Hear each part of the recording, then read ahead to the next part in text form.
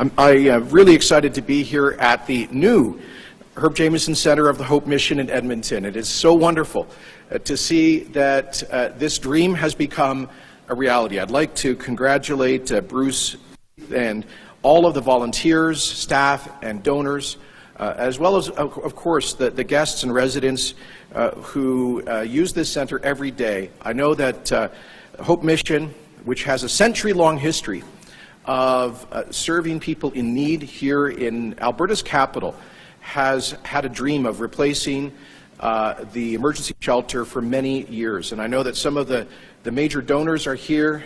I believe, Bruce, that you raised, what, 16 million?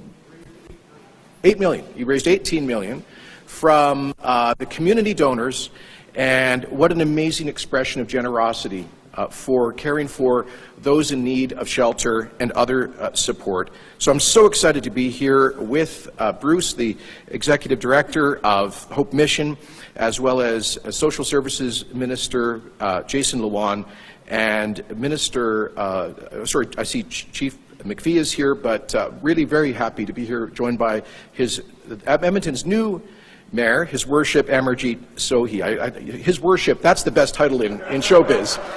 It's so great to have you here, Your Worship, and this is such a great institution, which is why, as Bruce knows, I was so moved by my initial visits to the old emergency shelter to see its dilapidated condition, and to see the broader work in the community of Hope Mission, that in the last Alberta election campaign, I committed to putting forward up to $8 million to support the construction of this new facility, and we're happy that the Canada Mortgage and Housing Corporation came in behind us to ensure the funding and to see that this place is now providing critical support as we move into a cold Alberta winter. And boy, I don't know, Bruce, maybe we should have you come and consult with our infrastructure department, because you got this done in a right hurry. On budget and on time. Did you hear that, Mayor? So we could all learn something from that. Very excited to be here as well to make another important announcement about supporting folks who are living without housing here in Edmonton. Mayor Sohi was in my office for our initial meeting in his new capacity just about 2 weeks ago. And the number one concern that he raised was, as we approach the cold winter months, the potential insufficient emergency shelter space for people who are living rough in Edmonton right now. Now, Edmonton, in partnership with the government of Alberta and the federal government, and of course with the charitable and nonprofit community sector, has been making real progress over the years to gradually reduce the number of people living without housing. But COVID really, unfortunately, turned that on its head, like so many other things. And with people who came to Edmonton for services, with the public health protocols that shelters have had to follow with greater distancing, and for a number of other reasons, we have seen a surge in the unhoused population, and that's a concern to all of us. Again, that's something that Mayor Sohi flagged with me in a very tangible way when we met a couple of weeks ago.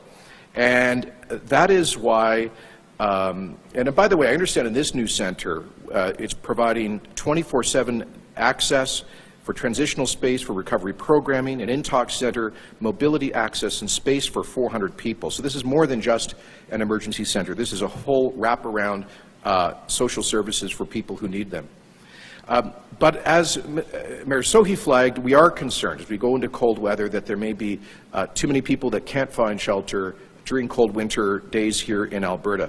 And that is why I'm so pleased to be here today to announce that Alberta's government is providing $21.5 million to extend COVID supports to homeless shelters and women's shelters until March 22, right across the province. That is a very significant announcement and an investment on top of the $71 million that we already provided in surge funding to support the homeless population and victims of domestic violence since the beginning of COVID-19 in March of 2020. In fact, one of the very first things that our COVID Cabinet Committee did in mid-March of last year was to authorize $50 million in additional support for homeless shelters and women's shelters because of the pandemic crisis, and we've since added an additional $21 million in today further funding so that we can create additional space. And in addition to that, I'm pleased to announce that we'll be providing $1.5 million to activate up to 200 additional shelter beds at Commonwealth Stadium. We'll also support on-site overdose prevention and treatment services. Last year we did some of this overflow space initially at the Expo Center and then in collaboration with the city at the TELUS Convention Center downtown. And I understand that work is being done to prepare Commonwealth Stadium as an overflow capacity area should it be needed. But of course, there are deeper and more complex issues related to homelessness and the social challenges that lead to it. And that's why I'm also pleased to announce today that we are creating a new provincial task force that will bring together the sector that serves the homeless, together with law enforcement agencies, and that's why Chief McFee is here today, and other partner agencies and service providers, together with representatives of the business community. I know we have representatives here from Edmonton Chinatown Association, and they are affected by and very much concerned about these issues as it affects the community in this area in the north downtown of Edmonton and in our historic Chinatown. So we want to bring together all of the social service agencies, the charities and nonprofits, the municipalities, and the police services to work together collaboratively over the next few months. The task force will start by looking at Edmonton to develop an action plan and a model that can be adapted to local demands and available resources in other communities. Because the measure of any society is how we treat our most vulnerable. And we all share in that commitment, whether it's a great new facility like this that offers more space and better services, or whether it's helping agencies that can better serve their clients. So I want to thank all of the different representatives of community organizations who are here. Once again, thank Bruce and Hope Mission for the hope that they provide to people who are often at a moment of despair and challenge in their life. And I want to thank the Mayor for his collaboration as well as the Chief of Police. And with that, I will hand it over to Minister of Community and Social Services, Jason Luan, to offer some more information on today's funding announcement and the announcement of the Task Force on Homelessness.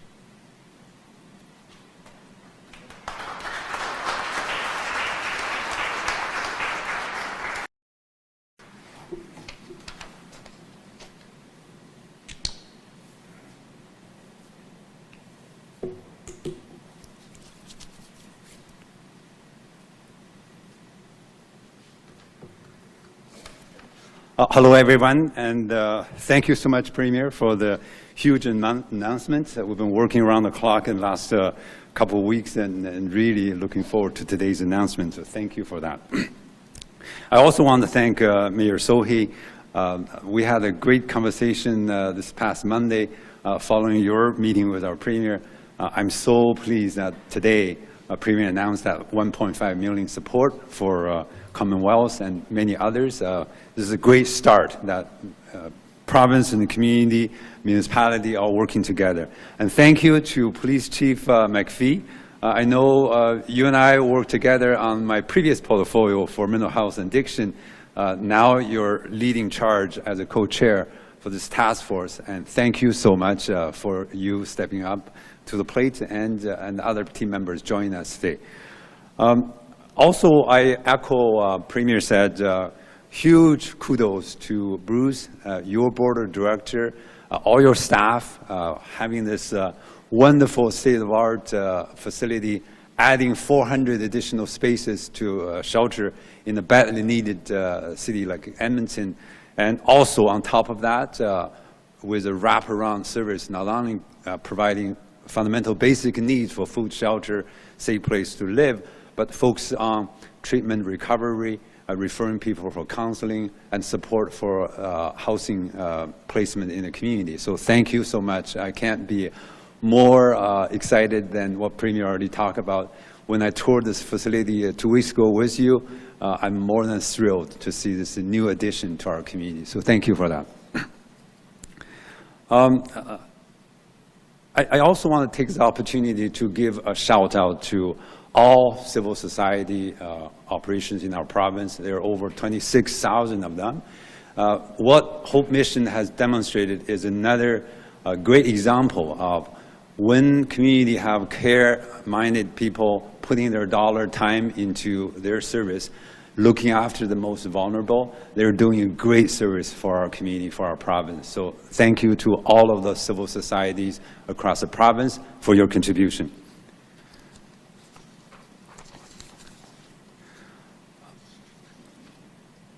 As the Premier mentioned, for supporting this center is one of the platform commitments we had.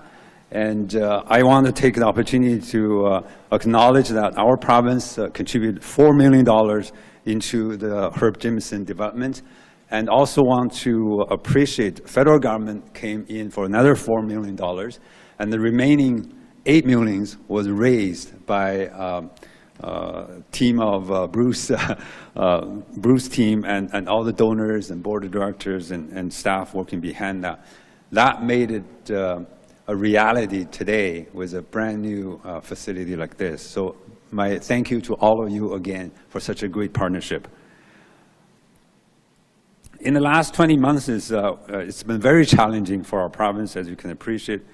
The funding announced today by Premier is another step forward to demonstrate that Government of Alberta is helping our most vulnerable Albertans have a safe place to stay and also working towards our province path to recovery. The $21.5 million is critical to ensure that we have adequate space and resources to dealing with the challenge that COVID wave 4 has brought to us, and the winter months is coming with the demand of more support. Of the $21.5 million, $13 million will be spent to expand homeless shelter services, including providing 24/7 services. $6.5 million will be spent for support isolation facilities in 10 communities across the province, including 7 large cities. In addition, $2 million will be spent to enhance emergency women's shelters for service delivery and isolation support. Many of folks know in the community that because of COVID, the escalation of domestic violence has gone way up. With this additional resource injection, we're taking that challenge heads on to enhance the support services to protect women and children who are fleeing from domestic violence, have a safe place to be. In addition to people struggling with homeless, not only we provide 24/7 basic services like a meal, shower, sleep, laundry, but importantly, we take that opportunity to connecting them to get on to addiction, mental health support services, and others, including finding supportive housing in the community. That, in the end of the day, will bring people living in a healthy state and bring people out of this very challenging homeless situation. We're making sure that vulnerable population is protected, that everyone can access vital support day and night. I want once again thank Mayor Sohi for being with us today and also for contributing to the solution. Thank you for your endorsement, having your city manager being part of the new task force. That's a great indication of support, of collaboration, support of multi-government and ministries collaboration on that. And with Premier's announcement of $1.5 million contribution to City of Edmonton to have the Commonwealth Stadium become a new reality, added shelter in our community, this is a big deal. This is a good day for Edmontonians. So thank you for your partnership in that. With all the $21.5 million additional resources adding to our current system, I'm pleased to share with Mayor Sohi and the rest of our folks living in Edmonton that as of today, we will have up to 1,280 emergency shelter spaces in Edmonton. That is a significant injection to the current system that make it more accessible for people who don't have to struggle living on the street, and that they will have spots available for a safe and healthy place to be. I also want to thank Premier again for naming the task force for our homeless sector. I know in the homeless sector, many of community leaders and agencies have been doing great work to pulling part of different strategies from different parts of the system to improve it. But by having this comprehensive task force will bring up all those pieces of work together and elevate that to a future provincial standard. I often call that a made in Alberta solution, how we tackle with homeless here in our province. So thank you, Premier, for your huge support and expedite that process. I'm so much looking forward to working with members of the task force. Within months, we're looking for tangible, meaningful changes happening to the system. And that task force will not only tackle with some of the emergent issues, but also finding the gaps in the current system and create a coordinated, comprehensive response to this homelessness issue. Before I end, I want to conclude by saying my heart goes off to the community leaders, to the nonprofit organizations. For those of you who step up to the task force, I believe there will be 16 of them.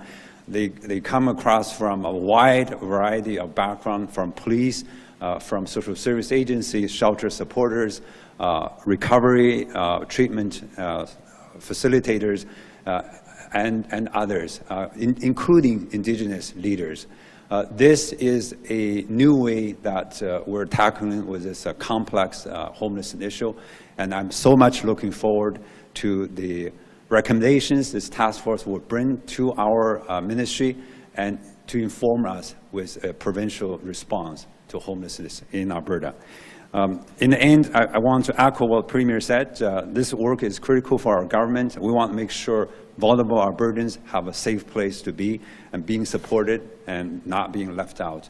So thank you very much. I'm so much looking forward to the remaining work that's coming out of today. Thank you.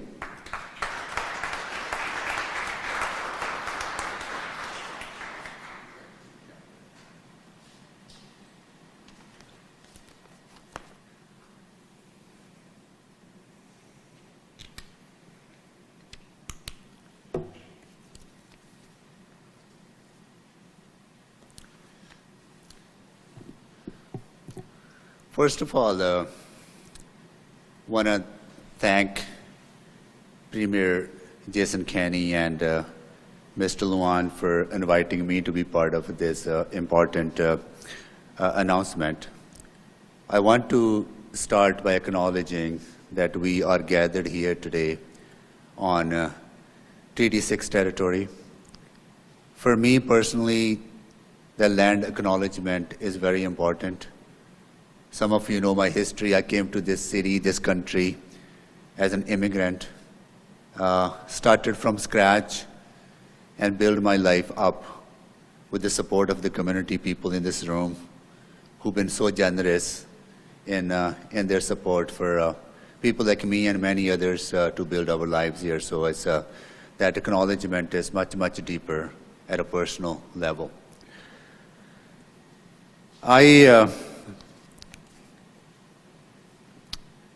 I think a couple of weeks ago, you may not have thought about the great need that we need for shelters because temperatures were fine and people were feeling comfortable. But if you look out today, you know how critical it is that every Edmontonian should have a warm place to rest and put their head down, because a generous community like ours can do it. On November 3rd, Premier and I had our first meeting.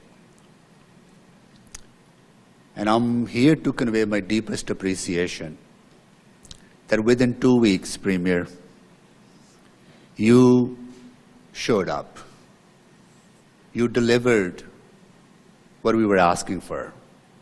And because of that support, because of that generosity, today and moving forward into this winter, many Edmontonians who would otherwise be sleeping on the streets or in the back alleys or in the river valley now would have a warm place to go to. So thank you so much, Premier. Really, really, really appreciate that. You know, governments don't move as fast, we all know that. But getting this done in 2 weeks really speaks to the commitment that Premier and Minister Luan made. When we met, Premier said, you know, Amarjeet, we take this seriously, and we're going to get this done. And they got it done. For this, on behalf of Edmontonians, on behalf of City Council, my greatest appreciation and gratitude. We, as a community, and me as your mayor, I deeply believe in collaboration. I deeply believe that when we put people first, we always find a way to work together. So this is a very good start of the collaboration that we want to build with the Premier and his government. Providing shelter space at a time of need is important because it provides their warm place. But it also allows people to triage to services and programs that are needed for people to heal for the long term. So along with this funding, Premier's commitment and Minister Luan's commitment to find long-term solutions, investing in more supportable housing, investing in harm reduction, investing in recovery from mental health, from addictions. Those are the things that we will continue to do together and build on this success of collaboration. So again, congratulations, Premier, for this, and Mr. Luan, thank you for stepping up for Edmonton. I also want to thank each and every one of you for making this facility a reality. Yes, governments contributed, but you raised $8 million to make this a reality. Now that people can come here and get the support that is necessary. So on behalf of City Council, again, congratulations, Bruce, on this facility, and congratulations to all of you, and for stepping up to help the most vulnerable Edmontonians at a time when we need that support the most. So with that, thank you so much for including me. I'm going to invite Chief McFee to the podium and say a few words. We're very happy to work with Premier and Minister Luan, and having our city manager, Andre Gorbold, be part of the task force. And we are very hopeful that through the work of this task force, we'll be able to work toward more sustained long-term solutions to ending homelessness in our city. So Premier, once again, and Mr. Luan, once again, thank you so much for all the support that you have given to us.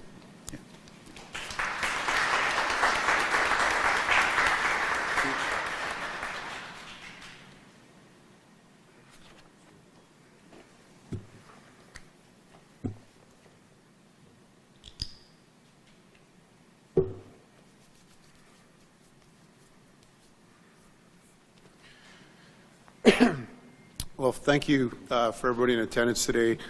Start thanking Bruce. Job well done. I think it reflects our community when community comes together to make a difference. But it takes a leader to get that done, and you've certainly provided that leadership, so thank you for that. Mr. Premier, Minister Luan, Mayor Sohi, I appreciate the opportunity here to speak today, and certainly for everybody in attendance. Let me start, and I know it's been said here a few times, but thanking the Government of Alberta for their commitment to review minimum standards within our shelter system. These services are vital, in many cases provide the opportunity to give those in need of a chance to enter a better recovery-oriented system and care. And that's not lost on any one of us, or should not be lost. For any system, proper alignment of resources and operations is critical to positive outcomes. Alberta's shelter system is no different. The commitment today clearly sends a signal that the status quo is not good enough. I am excited to co-chair this work with many community partners and people that are committed to delivering change within this environment. The City of Edmonton adopted its standards last year, and now with the province coming to the table, I believe we have the opportunity to use that initial document as a foundation for the work at hand. Personally, as mentioned by Minister Luan, I have recently been involved in the Mental Health Addictions Council and the Human Trafficking Task Force. During both of these committees, we heard firsthand from those with lived experiences that shelter in their current state could be used as a better opportunity to get people the services they need in first instance, much better than they are presently. Before I go any further, Mr. Premier, you've taken on 3 very hard files that haven't been taken on for many, many years, and there's a real similarity to those, and I know sometimes you don't get the credit for that, but it's muchly appreciated by us who provide services. With our committee consisting of shelter operators, business people, community leaders, Indigenous voices, and many others, our goal will be to deliver a product that better serves those in need of the services and that is respectful to those living in the communities that services exist. Through a continuum of services that defines when a shelter becomes housing and when does housing become treatment, knowing full well that it isn't one or the other but integrated services that get the best outcomes for people. Again, thank you, Mr. Premier, for taking this on. Minister Luan, I'd be remiss if I didn't give a special thank you and a shout out to both you and your team for taking and having the courage to take on a very difficult file. To conclude, I am often reminded of words used by a good friend of mine who probably needs no introduction in the Alberta stakes, that being Sheldon Kennedy, in some of the change that he drove.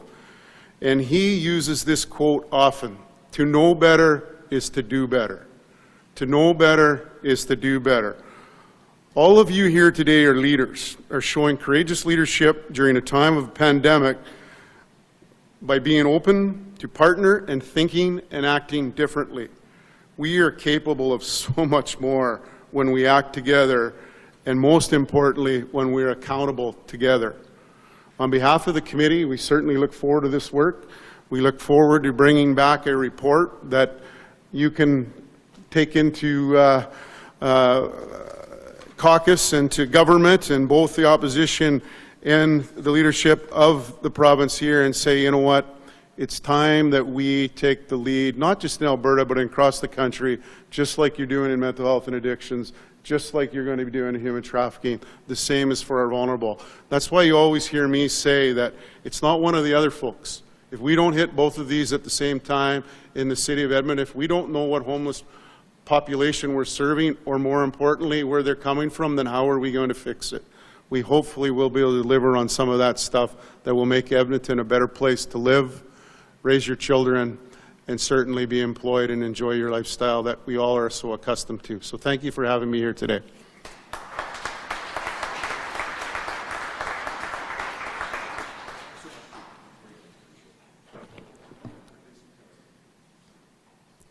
Just to start, just on behalf of Hope Mission, I just really wanted to say to Chief McFee how much we appreciated Hope Mission, the police, and their support to us as we run the shelters.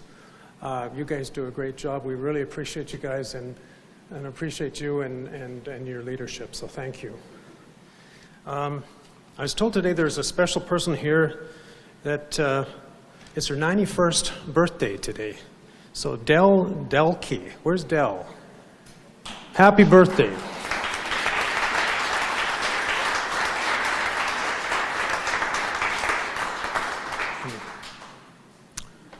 Well, first of all, for us at Hope Mission, this is a day to celebrate.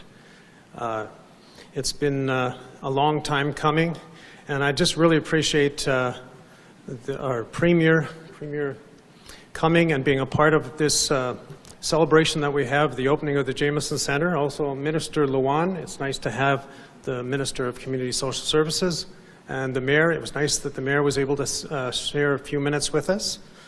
And we also have an MLA from Fort Saskatchewan, Armstrong Hominek, if she's here. Thank you for coming and being a part of things. And just all of our friends, family, and supporters of Hope Mission. It's just really special to see everybody here supporting us and being a part of things today. But especially for me, I want to thank my wife, Karen, and my 3 sons, Scotty, Stephen, and Andrew. Thank you guys. You're a great, huge support to me.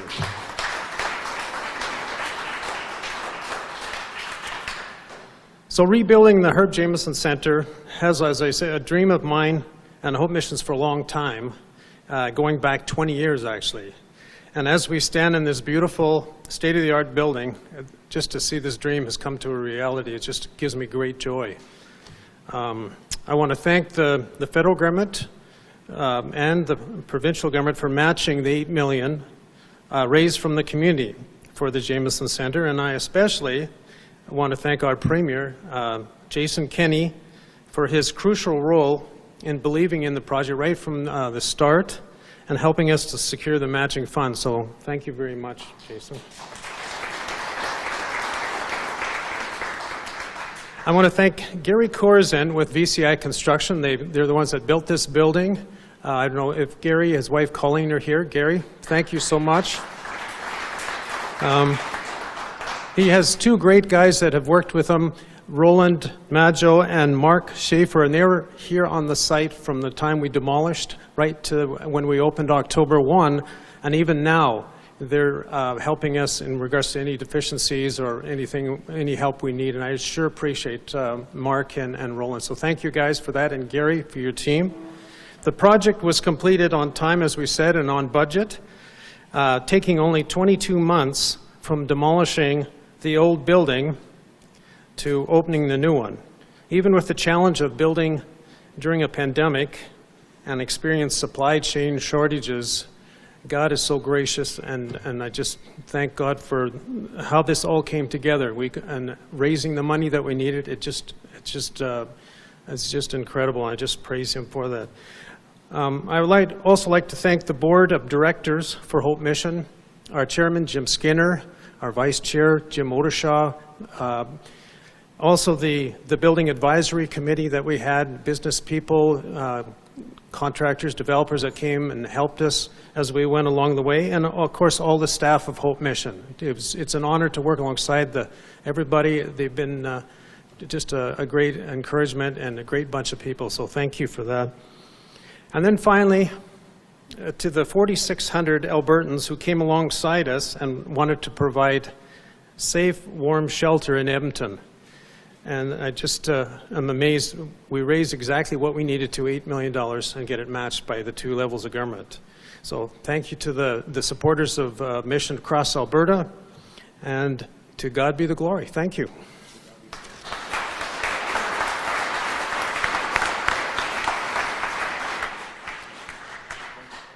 Thanks very much, Bruce. That concludes today's formal portion of the event, and we're now going to move over to a media Q&A. Just for our journalists who've gathered here in person, because it's a little bit tight, I'd ask that you just remain seated until the podium is open, and then just swap with the person in front. And just a reminder to please state your name, the outlet you're with, as well as who you're directing your question to today. Go ahead. Thanks, Harrison. Brianna Carson-Smith with Global Edmonton. Premier, this is, aside from the task force, it's temporary funding that will only last until the end of this winter, so I imagine we'll be back here this time next year looking for millions more. What is the provincial government going to be doing on a long-term basis to solve this problem going forward? Thank you. Well, and before I get to your very good question, I just wanted to say happy birthday, Del. I'm going to have to check your ID, though, afterwards. I cannot believe you're 91. And secondly, Hope Mission is 92. So your lifespan has covered that of this amazing organization. I think there's something very, very special about that. And also, I should acknowledge and thank MLA Jackie Armstrong-Homanyuk for being here. She has a real heart for the issues that we're dealing with here today. So first of all, a very good question. I would say that Alberta does provide important ongoing funding to support the homeless population. Jason's ministry provides $50 million to operate homeless shelters in 8 communities and over $89 million in community-based organizations in Alberta to support the homeless. And this is all emergency funding on top of that. That's COVID-related because there is a larger homeless population. There's spacing issues, public health orders that have made it all more complicated, sometimes isolation shelters that we need. Of course, our Department of Seniors in Housing also provides tens of millions of dollars in support for affordable housing, and we continue to expand that. For example, in the current fiscal year, we have operating funding of $84 million to housing providers, including $5 million for groups like a number of groups that are providing affordable housing. The capital plan in this year's budget provides for $77 million in Edmonton to build an additional 360 affordable housing units and 350 shelter spaces, including $7.5 million for capital maintenance and repairs. So there are ongoing supports there. What we're dealing with now, what Mayor Sohi asked me for, was some emergency support for a very acute short-term problem that's driven partly by the COVID crisis. So we all hope, I know, that with our higher rates of vaccination and that we will see a gradual diminishment of the COVID threat, and that will cause the implications for the homeless population to diminish over time. And so hopefully a year ago we won't be dealing with the same acute crisis that we are now. But that is also why we're appointing this task force, co-chaired by Chief McFee, with the involvement of Edmonton City Chief Administrative Officer, to give us advice on collaboration on the longer-term challenge of homelessness. So, bottom line is, we continue to be a major funder of the broader system, including building permanent housing units. We recognize, but these issues are complex because they are related often to addiction and mental health challenges, sometimes to social disorder, and where law enforcement comes in. We need to put all of that together as we develop a more comprehensive strategy. Switching gears, I wanted to ask you about the AGM. We have two MLAs who have written formal letters with their concerns about the AGM. One saying that third parties are paying for basically friendly faces to show up this weekend, and another saying the bylaws will be amended to require 29 constituency associations instead of 25, calling for a leadership review. So will this be a legitimate AGM coming up this weekend? Of course it is. Very much looking forward to my party's AGM. First time in a couple of years we'll all be able to get together in the same room and get reconnected. I understand that over 1,000 people have registered to date. Looking forward to a discussion about the province's future at a critical juncture as we move into strong economic growth in Alberta. And in terms of motions, we have a very democratic process. Constituency associations put forward proposed resolutions. They then go through a policy and governance board that does combine similar resolutions, and then they go to the membership for an email online consultation, and the members indicate which are their preferred resolutions. So the one to which you are referring came out of that democratic process. I guess it's certainly worth debate. It's a minor change in the party bylaws. That's what happens. That's the process. It's a democratic process, a fully transparent process. And I'm not surprised that political organizations are being involved in a political convention. That's not new. Of course, we expect that they follow all the necessary rules and guidelines. Shaylan Skalski with CTV News. Question for the Premier and/or the Minister. A City of Edmonton report released earlier this week outlined that about 2,800 people in Edmonton were actually in need of shelter. Also acknowledging that about 1,600 of them preliminarily housed with family or friends, but obviously in a vulnerable situation could slip back onto the streets at any time. Does this plan acknowledge that there aren't enough beds to accommodate them? So thank you for that good question. In terms of the number of prevalence of homelessness in Edmonton and other communities across the province, there are ongoing debate in terms of how we have an accurate number there. As you can appreciate, this population is very much fluid, and many of them have no IDs. It's very hard to pinpoint exactly the number. I can tell you that from my department briefing to me, in Edmonton region last year, we actually helped over 600 individuals over the shelter needs. I want to bring you the attention that when we talk about homelessness sector, it's much broader than the ones who need overnight sleep, because that's, if I could call that, that's the most complex, acute, high acuity one. You end up having nowhere to stay, either on the street or a warm place like shelter. But after that, when you talk about supportive housing unit in the community, you're talking about huge numbers. That part of that work is preventing people becoming homeless. Others are transition people from shelter into community support living, so they are out of the homeless stream. So you can tell, depending on how you are picking the number, whether it's the one don't have any place as we speak, or the one who are living in a supported environment, the numbers goes widely change. From the ministry's briefing to me, I've been at this for quite a while. Their actual number from last year in Edmonton is 600 people. But they projected that with 800 were probably in a quite capable position. But with this added new resources, we're bumping that to 1,280. Of course, you know, this is the best we can do from the information, the resources we can mobilize. Given COVID is such a dynamic, changing situation, nobody has a crystal ball to say precisely what will happen in a couple of weeks or months. But I can tell you the will from the government and the community partners, we're working together on this. We'll do everything possible we can to mitigate that. Go ahead with your follow-up. Yeah, switching gears, a question for the Premier. Have you been in touch with the BC Deputy Premier Mike Farnworth, and can you outline if and what resources will be arriving to help with the situation in BC, and what financial assistance might be available? Thank you for the important question.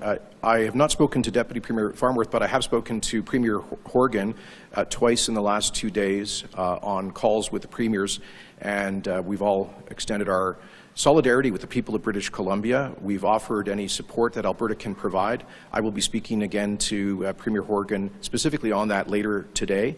And I know that Minister McIver has reached out to his counterpart, the BC Minister of Municipal Affairs, to see if we can be helpful. As well, my Chief of Staff has reached out to Premier Horgan's Chief of Staff. So we've certainly done the outreach to just, first of all, just say on behalf of Alberta that we stand behind British Columbians who have been affected by these weather-related flooding and the damage. And, you know, so many Albertans are originally from BC. They have relatives and family there, so I know that we're all concerned. I was on a call yesterday with the Prime Minister and the other premiers. Once again, we all indicated to Premier Horgan our willingness to be helpful.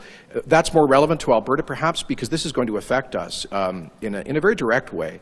As you know, the world economy was already dealing with supply chain challenges. This will become very acute now for Alberta and then the rest of Canada, with the destruction of parts of the Trans-Canada Highway and some other roadways, as well as the critical CP rail line. And I think the CN rail line has also been affected in some areas. And so a lot of the trucking and rail traffic that brings goods from the Port of Metro Vancouver to Alberta will now have to transit through the states of Washington and Montana to come back up. That's why I asked the Prime Minister yesterday to consider relaxing some of the COVID travel-related protocols for truckers and others who are coming north in terms of testing and other protocols. We need to make sure that we have to do everything we can to facilitate movement of those goods through the United States to come back north into Alberta. But our first concern is for those people whose lives and homes have been affected, and we just want to be there to support them morally and, if we can, in any way practically. Bonjour, Monsieur Kenney, François Joly, Radio-Canada. A couple of questions for you. First one's already been asked, so I would just have you repeat a version of this in French. Do you really believe your government is doing enough with this announcement, knowing that this is a temporary announcement in terms of funding, and that the end goal for users of those shelters is a permanent housing? So do you really believe that there's enough that's being done? I'll say, do you want me to say that in Yes. I'll say it in English and then French. Suit yourself. Yeah, go ahead. Sorry. No, I don't believe that this is sufficient. Today's announcement is about one immediate, acute, seasonal need that's driven by the COVID situation. But it is an acute need, and this is what Mayor Sohi asked of us, which was to focus on this immediate acute need, which, because we don't want people sleeping rough in a cold Edmonton winter. And that's partly what today's announcement is about, recognizing there are unique pressures on homeless shelters with COVID protocols. For various reasons, there's a been growth in the homeless population, people coming from outside of the city. As you know, and very unfortunately, a significant number of the unhoused in Edmonton are Indigenous people who have left their own communities and come into the city. So we also need to work with Indigenous leaders and the federal government that is responsible for social services on reserves.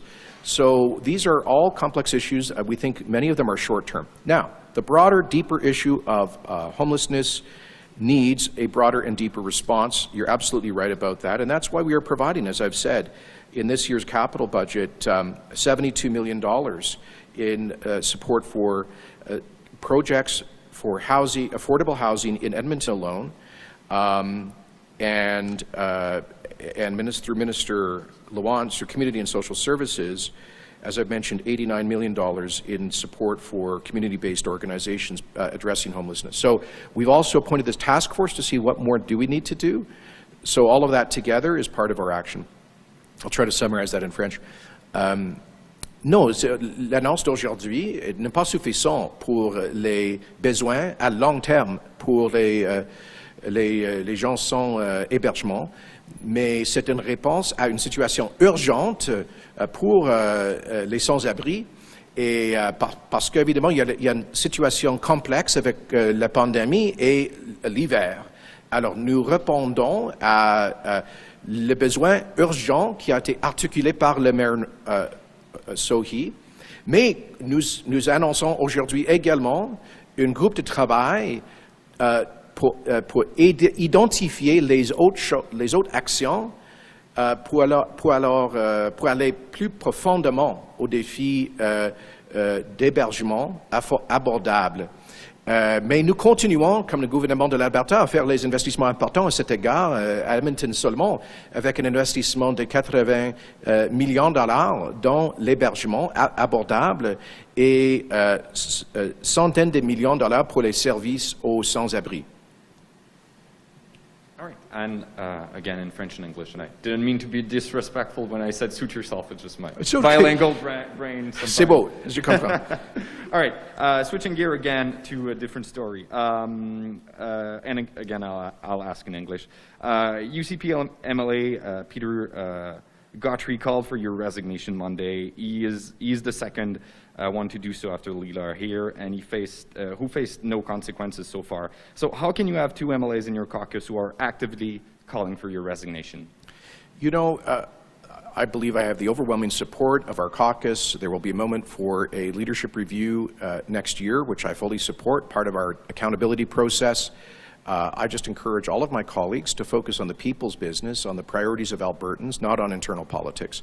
Last week, we had one of the best weeks in a decade in Alberta's economy with the announcement of $7 billion of new job-creating investments, the largest tech investment in our history, a new petrochem investment that will create 4,000 upfront jobs, an expansion of Alberta's irrigation system. We're leading the country in economic growth. Unemployment went down by nearly half a percentage point last month, according to StatsCan. We are leading the country in economic growth. We are projected to do so again next year. We saw the recent completion of the Line 3 pipeline project.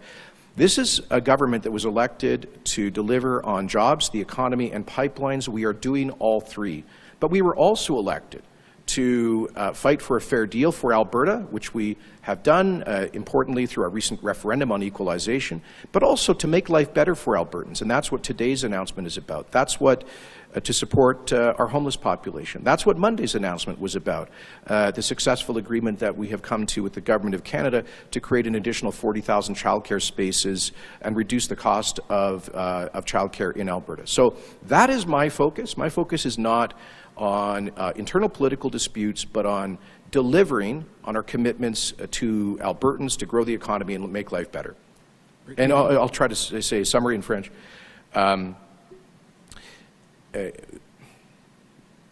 Écoutez, l'année dernière, il y aura, excusez-moi, l'année prochaine, il y aura une occasion pour les militants du Parti conservateur à voter sur mon leadership, et je suis très ouverte à cette imputabilité dans notre parti. mais j'encourage tous mes collègues parlementaires à mettre l'accent sur les priorités des Albertains et pas les jeux politiques intérieurs, parce que notre gouvernement a été élu avec un mandat d'élargir l'économie, de faire mieux la vie pour les familles et pour lutter pour l'Alberta. Et comme vous pouvez voir, nous faisons toutes ces choses-là la semaine dernière avec 7 milliards de dollars de nouveaux investissements pour créer les emplois en Alberta, l'économie qui croît le plus vite au Canada, un gouvernement qui vient d'avoir un référendum sur la péréquation pour lutter pour les intérêts de l'Alberta. Et aujourd'hui, nous faisons une annonce importante pour faire mieux la vie pour les Albertains sans abri. Et lundi, avec l'entente historique sur les garderies. Alors, ça veut dire que moi, je suis totalement axé sur les priorités des Albertains sur lesquelles nous étions élus, et j'encourage tous mes collègues de faire la même chose. Okay, we'll take our last question from the floor here before we jump over to the phones. Hi, Dustin Cook, Post Media. My question is for the Premier. Hi, Premier. We know emergency shelters are a Band-Aid solution. You listed some investments, but the City of Edmonton has long been calling for permanent supportive housing supports. Will you commit to provide operating funding for the 5 supportive housing sites that will be opening early next year? Well, again, we are providing funding for $80 million in this year's capital plan for affordable housing, $72 million for 384 more permanent housing units. So we are doing that. And in addition, we capital plan 2021 allocated $30 million over 3 years for the Indigenous Housing Capital Program with the construction of 81 additional units. And of course, through Community and Social Services, we provide province-wide hundreds of millions of dollars of support for the homeless and others facing challenges. And I finally would say that's one of the reasons we have this task force that we're setting up here, to get a coordinated view of what the needs are. Because so much of this intersects with, I mean, to take high needs, very high needs homeless people who may have very complex mental health challenges or very serious addiction problems, simply to put them in a low-cost housing unit is not sufficient. We need to ensure, this is what Chief McFee was talking about, we need to ensure minimal standards, and part of those standards have to be immediate access to relevant social services. So you take somebody who has, is having psychotic episodes and is not following their medical, their prescription regime, and who may be acting out violently, may be encountering the chief's constables on the street frequently. That kind of individual is likely not going to be successful in the long term in a conventional affordable housing unit. That kind of individual needs much deeper intervention and support. And that's one of the issues we're looking at. I know that some say, almost as you did, almost dismissively, that emergency shelters are, quote, a Band-Aid. Well, this Band-Aid has been saving lives for 92 years. There will always be a need, I believe, for emergency shelters for some folks who, for one reason or another, are not accessing more conventional housing support. So I think it's not either or, but it's both and. Homelessness numbers in Edmonton and the province have been rising since the start of the pandemic. I'm wondering why the task force now, and when you would like to see action from that task force? Well, Mayor Sohi came to me 2 weeks ago and expressed a sense of particular urgency about this winter and whether there would be adequate emergency shelter space. We've been in ongoing conversations, I must say, with the police and community organizations about the broader challenges, but it was Minister Luan's idea that we address all of this together with a intergovernmental task force. So the work, look, it's not like we're just starting to collaborate now, but we'll be doing so in a more formal and focused way over the next 6 months. Thank you, Premier. Operator, can you please put through our first caller? Rick Bell, Calgary Sun. Good afternoon, Premier, and Mayor Sohi, who I've interviewed a few times. I'm going to be just very direct and point blank. This has been asked before, but I'm going to ask it maybe a little more directly. What is your response to the allegations contained in the Guthrie letter, including the allegation that there is a third-party PAC or more than one who support you and are offering to pay people to attend the AGM this weekend, as well as providing, quote, other favors in exchange for their votes at this week's convention? So could you very specifically, I know you did it at caucus, I've been told, could you respond to the allegations, including, but not just that one, but including that one? Well, it's interesting you're being told about things that allegedly happened in the caucus, Rick, because that's supposed to be confidential. But the answer is I'm not involved in organizations, but third-party political organizations are free within the law to be involved in politics. And my understanding is that, for example, delegate registration fees are not considered a contribution, but I would expect and insist that any group carefully acts within the regulations. All I can tell you, as long as I've been involved in politics, I've known, for example, youth delegates, often constituency associations provide support with delegate fees. Organizations have supported the attendance of youth delegates who can't afford to go and things like that. That's hardly new. I think it's conventional in most parties, and I would expect fully that any organization involved is carefully following all of the relevant rules. And Rick, do you have a follow-up today? Yes, thank you. He made, I'm not going to itemize them. You know what the letter says. There's other concerns that MLA has. He's not the only MLA. You say you have the support of the vast majority of MLAs, and I won't question that. But I do hear from a lot of MLAs. Does it cause you to actually reflect on your situation, Premier, when you have constituencies who want an earlier review, you have MLAs speaking out, you have MLAs that are speaking, they might not be on the record yet, but they're also speaking to people outside your caucus. I mean, is there any concern? Do you ever sit back at 3 o'clock in the morning and think, maybe there's something I should do, that this is a symptom of something wrong in your government? Do you ever think that? Because a lot of people ask me that. Well, Rick, what I focus on is the priority of Albertans, getting the job done. 2 weeks ago, the mayor of Edmonton came to me with an urgent plea to help avoid a potential catastrophe for homeless people in Edmonton. And I worked around the clock with my office, with Minister Luan and others to get to this critical announcement today. That's the kind of thing I focused my attention on. This past weekend, I and my office were working very closely with Minister Schultz and the Government of Canada to get to the best possible deal on an historic child care agreement.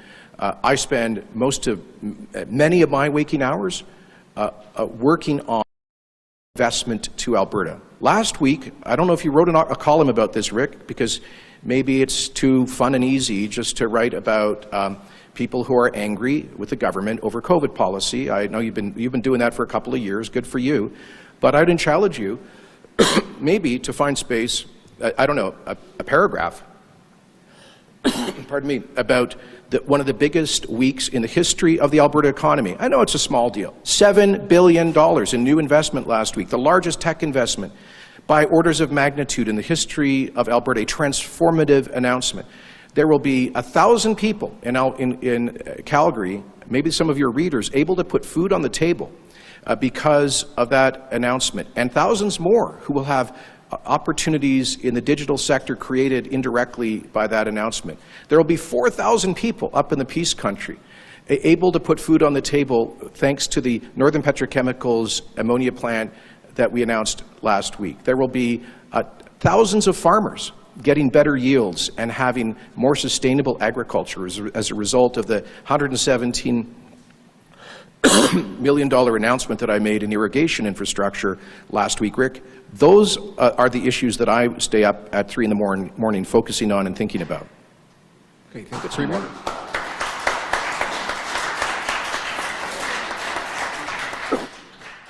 Just because we're running up against question period, we only have time for about one more call today. So, operator, can you please put through our last call? Tyson Fetter, CTV Calgary. This question is for the Premier, just in regards to the BC ongoing situation. Have you received a request yet for assistance from Premier Horgan? And can you elaborate on in regards to what type of assistance would be available to BC once that request comes through, if it hasn't so far? Sure. Sorry, just something in my throat there. So we have not received a specific request from BC. As I said, I've been in meetings with Premier Horgan both on Monday and Tuesday. We'll be speaking once again directly to him today. We've reached out through various ministries and my office to his office, and to the best of my knowledge, we've not yet received a specific request, but we will be willing to respond in any way that we can to provide resources and assistance to British Columbia. So I look forward to speaking again further to Premier Horgan later today in that respect. And do you have a follow-up today? Yeah, there is, just in regards to that, so no specific resources that you could mention at this time?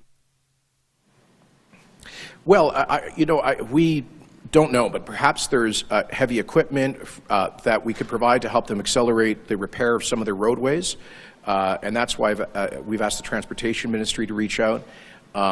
Perhaps there is emergency support that we could provide to some of the communities in the BC Mountain interior that may be stranded or facing a flood situation. We're always there to support our neighbors. This past summer, when BC was facing a serious forest fire situation, we deployed many of Alberta's wildfire fighters to help out in British Columbia. And if there are any particular needs, we'll be there. I don't know if BC has yet called upon the Canadian Armed Forces, but as you know, they don't have a regular army base there. But I would fully expect that if the Government of Canada deploys military, many of them would likely be coming from CFB Edmonton. So, but in any event, anything we can do, we want to be helpful. We just haven't had a specific request that I know of up to this point. Thanks, folks. That concludes our media. Can I just thank Bruce and all the folks from Hope Mission once again for hosting us? I hope we didn't cause you guys any inconvenience. Thank you. Thank you very much.